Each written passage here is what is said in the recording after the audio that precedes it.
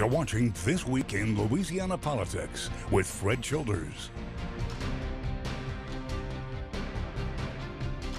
Good Sunday morning to you. I'm Fred Childers. Thanks for joining us for This Week in Louisiana Politics on your local election headquarters. If the woman accusing Brett Kavanaugh of sexual assault wants to speak against the judge's Supreme Court nomination, she has limited time to do so. That deadline is from Republicans on the Senate Judiciary Committee. U.S. Senator John Kennedy from Louisiana is on that panel. He spoke earlier this week with our Harrison Golden.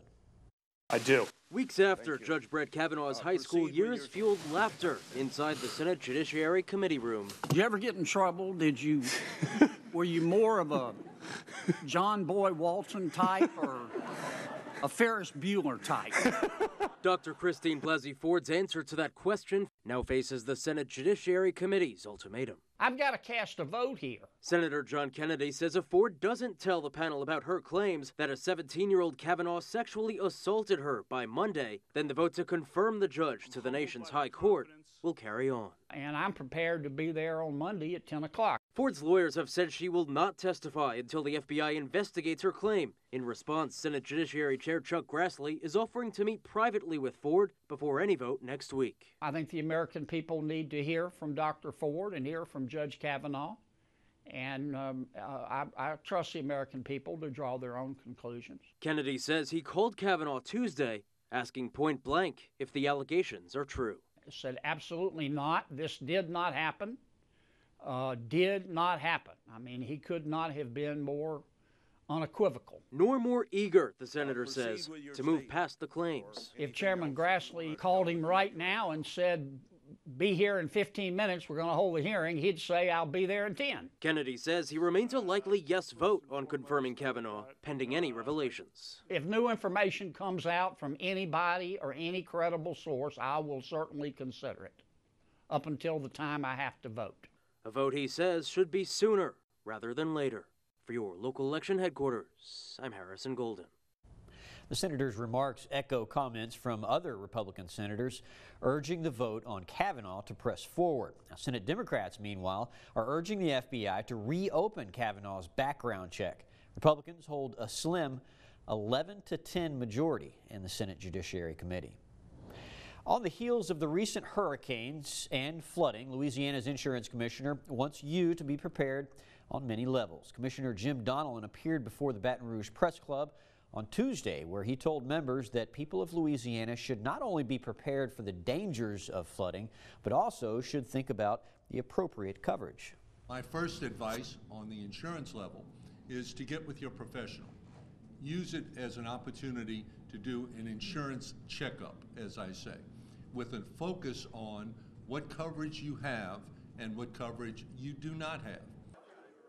Commissioner Jim Donnellan also told members that during times of disaster, we should listen to local leaders when they give warnings to either evacuate or shelter in place.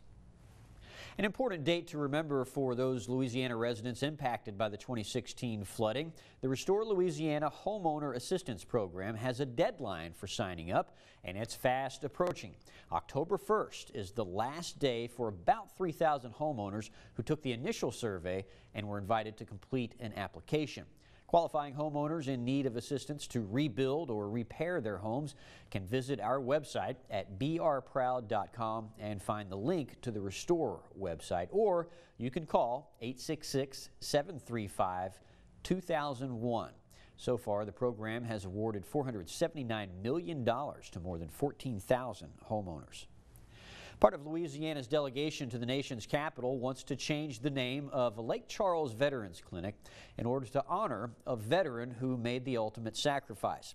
Senators Bill Cassidy and John Kennedy, along with U.S. Representative Clay Higgins, introduced a bill in Washington to rename the Lake Charles Community-Based Outpatient Clinic after Kinder native Douglas Fournette. First Lieutenant Fournette, a Medal of Honor recipient, served in the U.S. Army and was killed in the Vietnam War while trying to protect fellow soldiers. If the bill passes, the facility would be called the Douglas Fournette Department of Veterans Affairs Clinic. Lawmakers say the renaming of the clinic honors Fournette's heroism and ensures his bravery is never forgotten. An effort that's underway to change the way juries decide felony criminal cases in Louisiana just got a few more supporters. You might recall during the legislative session, we told you about a bill to end non-unanimous juries in the state. Now, the bill passed. Currently, a jury does not have to be unanimous to convict. If the voters accept the amendment, juries would have to be unanimous like in most other states. On Wednesday, 6 current and former law enforcement officials endorsed the amendment. You see them there on your screen. On your ballot, the measure will be listed as Constitutional Amendment 2. In exactly 44 days, voters will hit the polls to vote for candidates. They will also cast ballots on a series of amendments to our state's constitution, including one idea that would align Louisiana with 48 other states, changing the way juries decide felony cases. Capitol correspondent Harrison Golden explains. As the calendar slides closer to that November 6th election, advocates from both major parties are intensifying their push. They want Louisiana to join 48 other states in the union in requiring unanimous jury decisions in felony trials. This message has to be targeted, it has to be effective, it has to inform the people that are going to vote. Former Grand Parish District Attorney Ed Tarpley has spent a good part of the summer on the road trying to teach Louisianans that state juries not only send defendants to prison with a 10 of 12 vote, they've been doing it since 1880. That's why, between now and November, we don't take our rights for granted. You may start seeing more advertisements like these. And no jury of our peers should be able to take away these rights from any of us if there is reasonable doubt. That means their decision should be 100% unanimous. State Representative Blake Miquez is a Republican, but the fight to bring unanimous juries to Louisiana is crossing party lines. The support overwhelming from conservative and religious activists, plus civil rights advocates on the left. It's a thing. And without you going to the ballot box to vote, it will continue to be a thing. Political analyst John Kavanaugh thinks the amendment is in pretty good shape, thanks in part to Democrats and Republicans voicing their support to their targeted audiences. But he says with more Louisianans leaving the Democratic and Republican parties, voter apathy could creep in. In my experience, independent/unaffiliated voters are less politically engaged, which means that more outreach work is necessary if you want to reach those kinds of voters. If residents do vote yes November 6th, Louisiana would start requiring unanimous juries January 1st. For your local election headquarters, I'm Harrison Golden.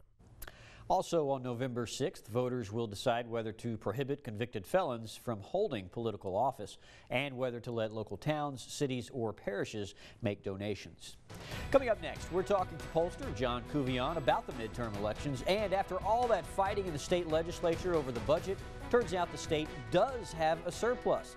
The administration's architect of the budget, Dardenne, has a rebuke for Republicans who point to the surplus as evidence they didn't have to raise taxes. That's next on your local election headquarters.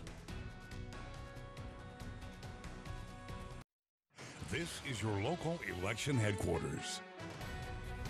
Welcome back to This Week in Louisiana Politics. I'm joined by John Kavanaugh with JMC Analytics and Polling. Thanks for being here, John. It's good to be here today. You've been collecting information through party primaries and a couple of other sources since January, some of the voting habits of people. You've come away with two very key pieces of information. One would be voter registration changes. That's the Republicans leaving the Republican Party or Democrats leaving the Democratic Party, and partisan enthusiasm. Two very different things, and we'll get to how you distinguish those later. But first, let's start with voter registration changes. What are you noticing there? So what I've been tracking changes in partisan voter registrations in 23 states ever since President Trump was inaugurated to see if there was any discernible change in the political climate. From that standpoint, I've not seen any, as in I've not seen any appreciable movement of Democratic or Republican voter registration, rather. Instead, what I have seen is an increase in those who are unaffiliated with any major party ever since President Trump was inaugurated. So kind of a political de-alignment, as it were. So are more people moving towards independence? Yes. Okay, so what does a candidate do with that sort of information? What a candidate needs to appreciate when you're starting to see people move towards the third parties is to realize that, number one, that appeals to the base are probably not quite as effective, Number two, my experience, independent/unaffiliated voters are less politically engaged, which means that more outreach work is necessary if you want to reach those kinds of voters. It makes it even tougher when you're talking about a midterm. Does it favor Republicans or Democrats? Depends on the state, or even within the state, it depends sometimes within the political subdivision, such as an independent in Baton Rouge and or New Orleans would be different as an independent, say, in Grant Parish. Right, yeah, that's interesting. Let's go to party enthusiasm now. These numbers you do get from the party primaries, correct? Okay, so what are you noticing with party enthusiasm? So what I've seen, I've been following turnout from a partisan perspective in actual elections going all the way back to 2006. And what I have seen is that there actually, number one, is a correlation between the percent who vote Democratic or Republican in a partisan primary and the ultimate result that November. And number two, over time, I have seen that this has been a Democratic year relative to 2014. So in 2014, 55% of those voting in a party primary chose a Republican ballot. This year it has been 54% Democratic, which is the highest I've seen since 2006, which coincidentally was a Democratic landslide year. So you are seeing an increase in Democrats turning out to vote. I am. So that's party enthusiasm. Yes. But there's a big difference between what you're seeing now with the party primaries, with party enthusiasm, and the actual turnout to vote in a midterm election, which is what you're trying to predict anyway. Yes. Okay.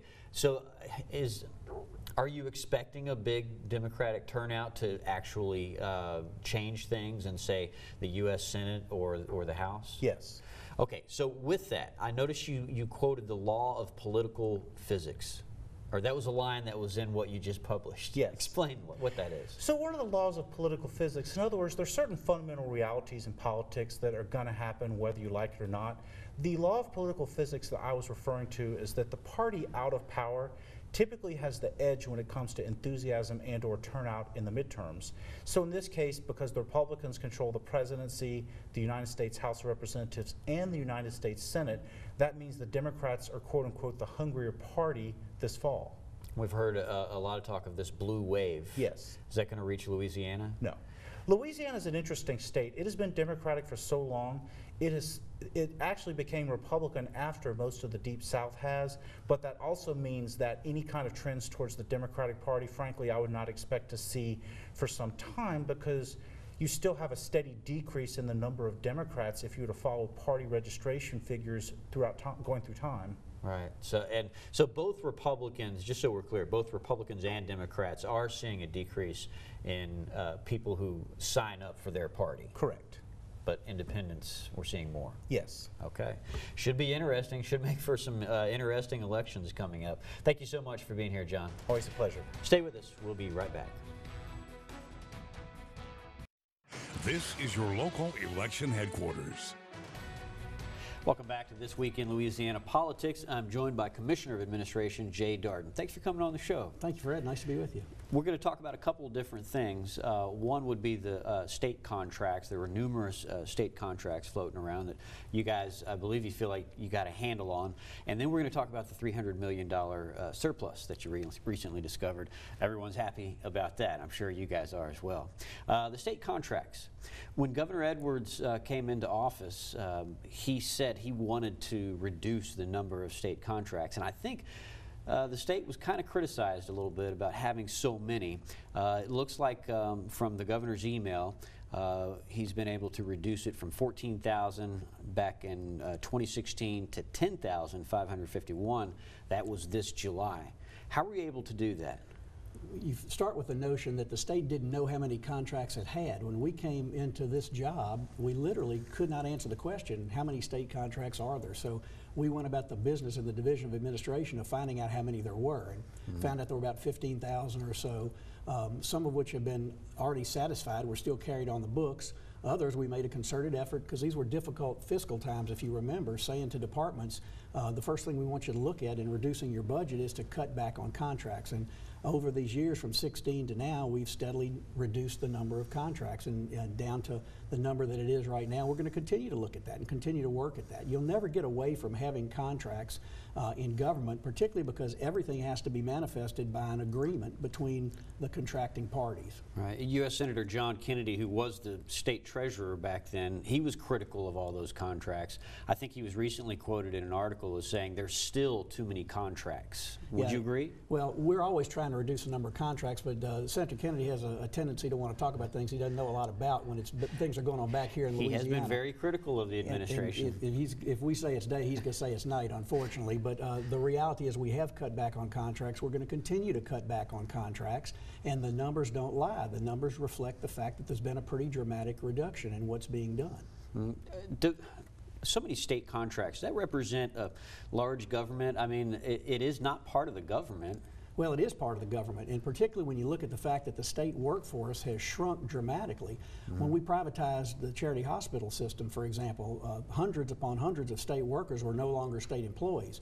And there's been a steady decline in the state workforce, so that when you have a reduction in workers, but you still have jobs to perform, you have to get them done somehow. But nonetheless, we've continued to reduce contracts as well. So that represents an overall reduction in how we're operating government. Okay, let's talk about this $300 million surplus. Again, very good news for the state, good news for you guys, but I'm sure a lot of our viewers are out there wondering, man, what was all the fuss about over these legislative sessions? You guys were arguing over raising taxes, and here we had this money all the time. It's very confusing, and it gets even more confusing when people try to purposefully confuse the situation. I mean, what happened? You have anyone in mind? Well, several people in mind, but what happened, and everybody recognized this, we had a dramatic amount of temporary taxes that this legislature passed a couple of years ago and had sunset at the end of June in this year. And so when those taxes went off the books, they had to be replaced with something, and the legislature finally recognized that and voted to replace that money. You always want to have a surplus. You have an almost $30 billion or so budget. You want to have a surplus because the estimate of revenue is never going to be spot on. We've run surpluses through the years in Louisiana. That's a good thing. We started running deficits several years ago because the previous administration was balancing the budget with non-recurring money. They were spending one-time money to pay for recurring bills, and that got us dramatically in the hole. We don't do that anymore. Governor Edwards came in and said we're not going to use one-time money to pay for recurring expenses, and we don't anymore. But the surplus is a good thing. It represents last year's surplus. The cliff ended at the end of last year, so it had to be solved for the current year. So to combine the notion that there was a $300 million surplus, meaning we don't need to replace the revenue, is simply wrong. Here's a tweet from Representative Nancy Landry. She's a Republican from Lafayette.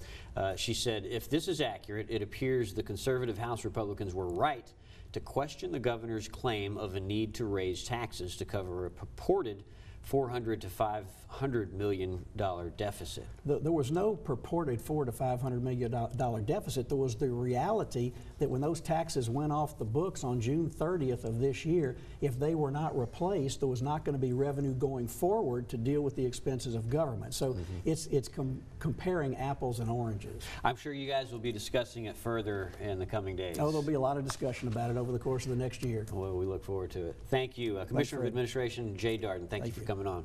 Stay with us. We'll be right back. This is your local election headquarters. Welcome back. Here's a preview of what you can expect in the coming week. Baton Rouge Councilwoman Donna Collins-Lewis will speak at the Press Club of Baton Rouge, and that will be tomorrow. And to our nation's capital, also on Monday, the confirmation hearing of Judge Brett Kavanaugh moves forward to consider sexual assault allegations. Now, his accuser, Dr. Christine Blasey Ford, has until Friday to decide if she plans to testify. And we'll keep an eye on that. Thank you for joining us for This Week in Louisiana Politics. I'm Fred Childers. I'll see you next Sunday right here on your local election headquarters.